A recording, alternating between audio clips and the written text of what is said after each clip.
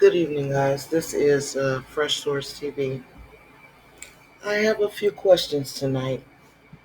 You know, we've been following Kanika's case for the better part of 5 years now, and we've seen a lot of things happen amongst people in this J4K community, amongst people in the Facebook groups, amongst people on YouTube, amongst subscribers and spectators. Okay?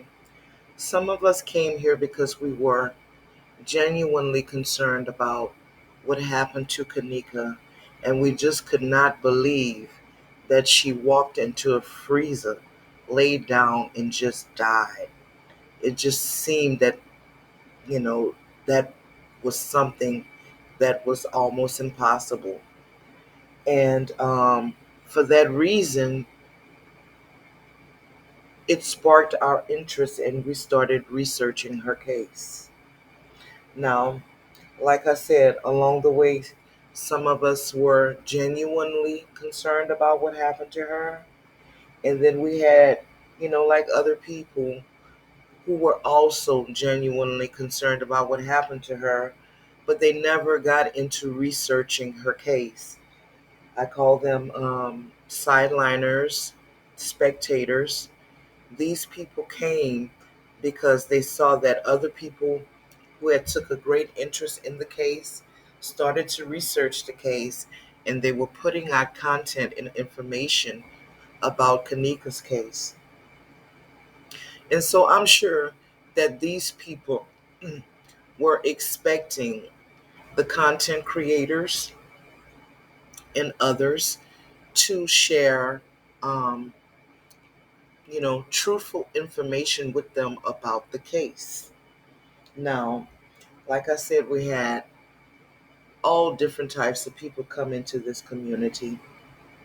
Most of the content creators came here with a genuine concern for her, and then along the way, something happened, especially on YouTube in the beginning when there were, a lot of content creators putting out information on her.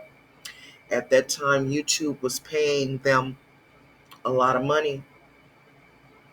And I'm sure in the beginning, it didn't really, you know, how can I say this? I'm sure it didn't dawn on them that they were actually making, money putting out this content. But when they realized it, and the stories after researching, there was nothing more to tell about her story, they all began to do the same thing. We saw the same characteristics in all of them. They began to create storylines about what happened to Kanika. They created narratives about what kind of happened to Kanika. Um, and in them doing so, they brought in characters. We had, you know, the Barbara Evans narrative. We had who was associated with the Granny Green's screen narrative, Antonia Lavette Evans. We had that narrative where the narrative was told that Kanika Jenkins wasn't actually the person who was in that freezer. And it was told by a senior citizen that some individuals had found along the way and, convinced her to go along with that storyline. And her name was Barbara Evans, okay? And she said that Teresa was lying, that was her daughter in that freezer, and that Teresa actually had a funeral service for her daughter who was missing, and she tried to find her and wasn't able to. And the storyline as time went on, it got bigger and bigger and bigger. Okay, the next storyline that we had was that Kanika was raped 3 times. She had 3 different types of semen in her. Um, she was being carried down the hall. Um,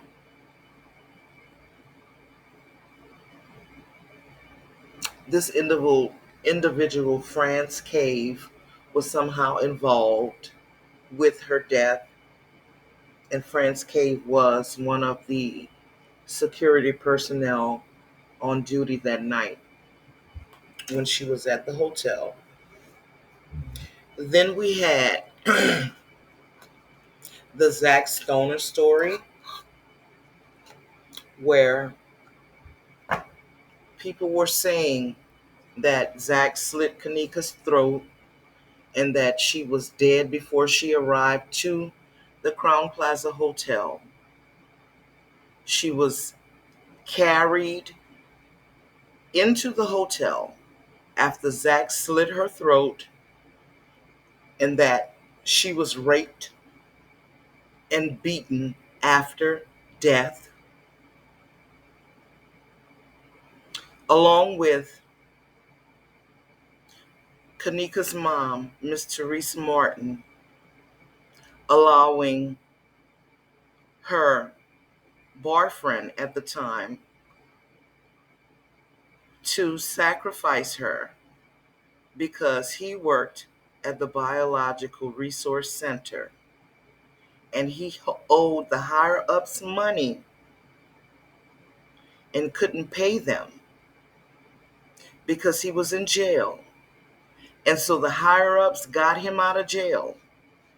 He went to Teresa Martin and told Teresa Martin about his plan to sacrifice her daughter as payment for him receiving his freedom due to the higher ups getting him out.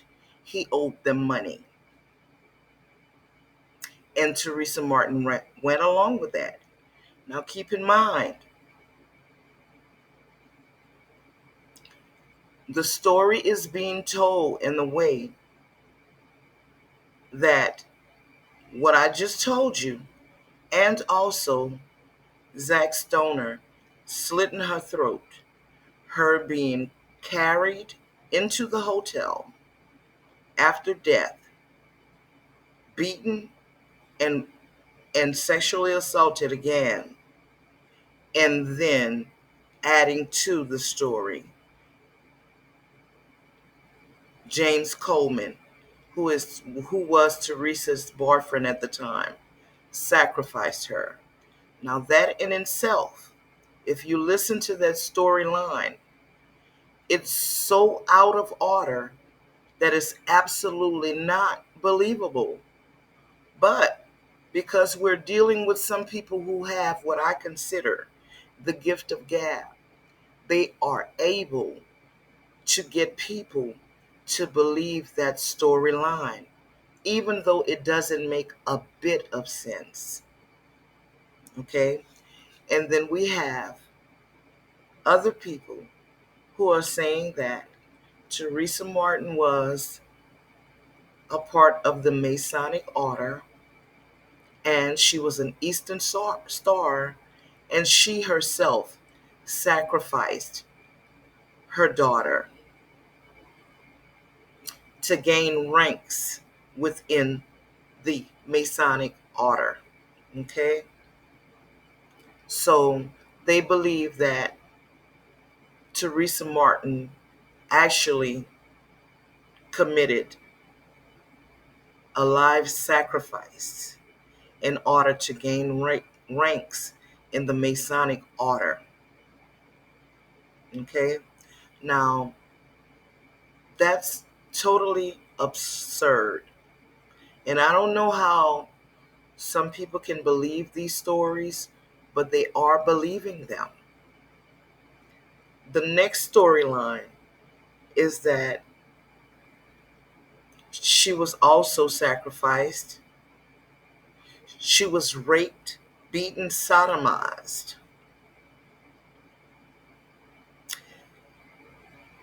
She didn't die on the date that the officials say she died. She died on a date previous to that. Everything that we see on camera is a reenactment based off an actment um, of a previous situation that happened prior to the time they found Kanika Jenkins dead in the freezer. And so now they found her dead in the freezer. But when they take her out of the freezer, it's not her on the gurney. Her body is badly decomposed. And the autopsies that we receive is not legitimate. But the autopsy being told, the story being told by a fake medical examiner's assistant who injected herself into this case, named Island Girl, coming from Edward Joseph Camps, says that she received Kanika's body and it was badly decomposed. So the photographs that we see in of Kanika in the freezer and the person who is on the gurney, they are not the same person. Okay? And so now I'm getting confused right now trying to relate this all of these stories to you because this is just outlandish, it's foolish, it's a shame, it's sinful, and it's hurtful to put out those type of narratives, those type of stories. I have to reiterate that a narrative is just a story that is being told by somebody. That's all it is. It doesn't have anything to do with being factual. And then we have the content creators who may have made mistakes in the beginning because we all did. We all have.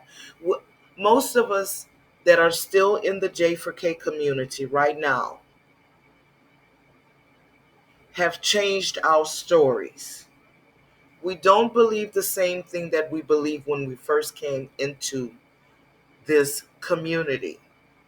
So some things may have been said as it relates to what we believed at the time. And so now we have people that is resurfacing this information, but then to try to make the content creator look bad. And as they say, to cancel her. But what I have seen over the years is that even though that content creator may have made those mistakes and said some of the things that she said, she has. She is one of the only content creators that have put forth so much effort into this case and have rectified the mistakes that she has made along the way. And so